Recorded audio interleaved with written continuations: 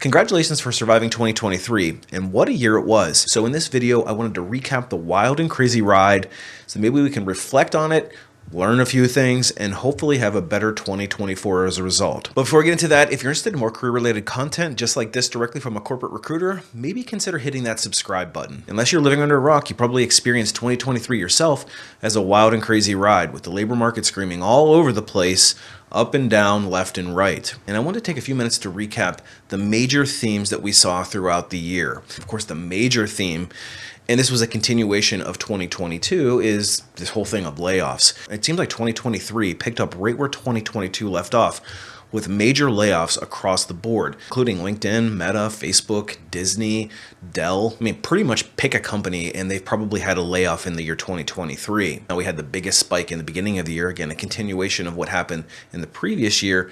It did seem to slow down a bit in the summertime, but as we headed into the fall and winter, we saw the layoffs start to pick up, and in particular, this last month of December. Now, this isn't completely unexpected because usually layoffs happen as companies are winding down their fiscal year and starting to forecast for next year's headcount. But one has to wonder, will this trend continue as we head into 2024 and start to see another uptick in layoffs across the board? Of course, that remains to be seen.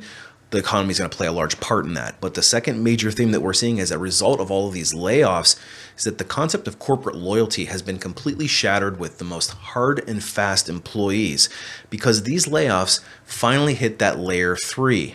If you survived the first layoff, you think you were safe. You maybe even survived a second round of layoffs. You thought you were safe. But unfortunately, 2023 caught up with a lot of people who thought that they had lucked out by avoiding the layoffs in the previous year. So if there was any question that corporate loyalty was dead, 2023 stuck a dagger right in it, because we walked away knowing that nobody is safe at any level and any job type. Listen, in my travels, I've seen everybody from senior executive all the way down to the janitorial staff getting laid off and trying to pick up the pieces. And it's been a pretty challenging year in that regard. Now, of course, one of the big trends that we saw in 2021 into 2022 was this concept of the Great Resignation, and we talked a lot about quiet quitting and all of that kind of stuff. But I think in 2023, people realized that that probably wasn't a viable option for them anymore if you wanted to keep one of your precious few full-time, high-quality jobs. So with all the carnage around them, inevitably people started to dig in, and they weren't quitting their jobs quite as frequently. And in past years, you may have been able to kick back and take it a little easy, but 2023 was the year that we found that employers were being more scrutinous with your output and paying attention to those all-important metrics. And it seemed like every time you turned around, there was some new corporate buzzword about some employment trend, and frankly, it started to get very tiring and cumbersome. First, we had quiet cutting, then we had quiet quitting, then we had loud quitting, then we had rage applying. But to me, all these buzzwords were just describing symptoms of the sickness of the modern workplace. Because I think a lot of people have become very disenfranchised with the concept of working and loyalty and all of these things that have not been rewarded like we were taught they would. Hence, the reason why I created this channel to begin with is to reclaim your control and start to act like the owner of your career and no longer being put into positions where you have to play the victim. We want to take back control in our career, and the only way to do that is to take ownership of your situation and take the steps necessary to change things going forward for yourself. And another disturbing trend that came out of 2023 was all of this headcount got reduced or cut, but companies realized they still needed the output. So in an effort to reduce costs, they cut the highest priced person, the most senior person on the team, and then pushed all the work down to lower level people, or in some cases outsourced it altogether. So we saw a big increase in offshoring and outsourcing of work. And the jobs that did survive, they found that they were doing double the amount of work, and their work conditions really stunk. Problem is that there's not a lot of jobs out there, so you can't afford to go off and quit because you have one of the precious few, and there's a feeding frenzy outside the door for your job. So as an extension of this demand, we saw employers start to publish more and more jobs. So the employment numbers inflated. Now, this is my own personal opinion, but the job numbers that have been published, I feel have been a bit skewed, because a lot of these positions aren't full-time.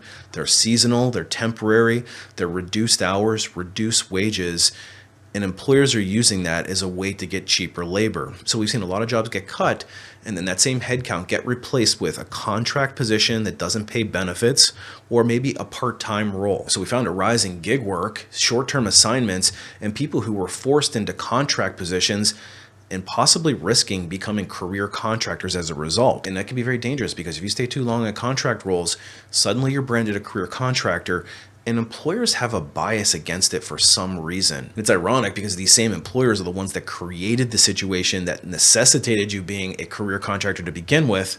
But then they use it against you and say, well, you have too many jobs on your resume. You're a job hopper. So it puts you into this damned if you do, damned if you don't type of situation, which can be very frustrating and dangerous for the employee. And on top of all of this, we have the war on remote work. Companies have been very publicly forcing employees back into the office. And keep in mind, these are the same people, these CEOs and executives, who encouraged everybody to go off and do remote work during this pandemic period so that we could make sure that we're doing our part and everybody adjusts to it. Productivity remains high. And then suddenly it's no longer good. You're no longer dedicated to your job, and they're asking you to completely change around everything that you've been doing for the last 3 years. And then on top of it, they'll gaslight you and say, you're not dedicated to your job if you don't want to be in the office. So what we found, much to the dismay of a lot of these remote workers, is a drastic reduction in remote first jobs. And as a result of this, we've seen a sharp increase in the amount of competition in the job market. In 2021, there was more jobs than there were people, and employers were practically begging people to come work for them.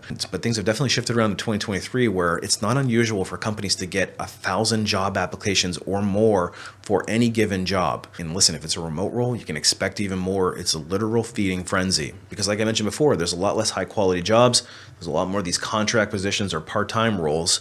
So the good positions, the full-time, high-paying, benefits-eligible roles, you're getting a ton of competition for them. So it's made things really difficult for the average job seeker trying to stand out. Then enters this emerging industry of AI, which promises all these great returns for job seekers. You can customize your resume using ChatGPT or other tools. And in some cases, you can even use it to complete college applications or job interviews. But before you go rushing off to learn the latest ChatGPT prompts, keep in mind it is a double-edged sword, because while it can help you customize your resume quicker, you have to be very careful how you leverage the technology. Listen, I've played around with it myself, and there's some interesting tools out there like Teal that can help you customize a resume quicker. However, I've found that your results can vary drastically depending on what you put into it. So if you put crap in, you're just going to get customized crap back out. So make sure you go in with a good starting point, otherwise the tool is not going to really help you. Secondly, you got to keep in mind that you can expect employers to get increasingly more sophisticated with AI detection tools, because if everybody is cheating the system, so to speak, you can expect employers to start looking for obvious ChatGPT driven resumes and applications. And I fully realize this sounds unfair because employers will leverage tools like AI to help them write job descriptions and such. But the reality is that employers will likely start to crack down on this a little bit more as we go forward. So if you decide to use it, just be very careful and still put that human element in it. Second, you got to keep in mind that everybody and their mother is also using ChatGPT. So what we're seeing is a drastic increase in those applications as well. And if everybody has AI, everybody's resume is going to be perfect for the job description. You can probably expect to get even less callbacks, if that even makes sense. The reality is applying is the single slowest way to looking for a job. I've talked about that ad nauseum in this channel. You know how I feel about it. So in summary on AI, it's both good and it's both bad. You just got to kind of find the equilibrium there. So as we wind down to the end of 2023, I do think it's worth taking a deep sigh, reflecting on what's happened. Maybe you learned a little something about yourself in the process, but hopefully this was the year that you decided to finally take ownership and stop being a victim. And if that sounds like you, I would encourage you to sign up for my free weekly newsletter, because I actually do teach you exactly how to do that, to take ownership in your career and start to act like the CEO. Keep in mind, it's absolutely free. It's full of valuable information, especially if you're somebody that's career driven and wants to get ahead. Head over to my website. You can check it out, or I'll leave a link in the comments below. Anyway, 2023 is in the rearview mirror. Let's start thinking about 2024. I'm going to put my thoughts into another video about maybe some trends that we can expect to see as we head forward. Anyway, thanks for following along this whole year. I appreciate each and every one of you, and we'll see you next year.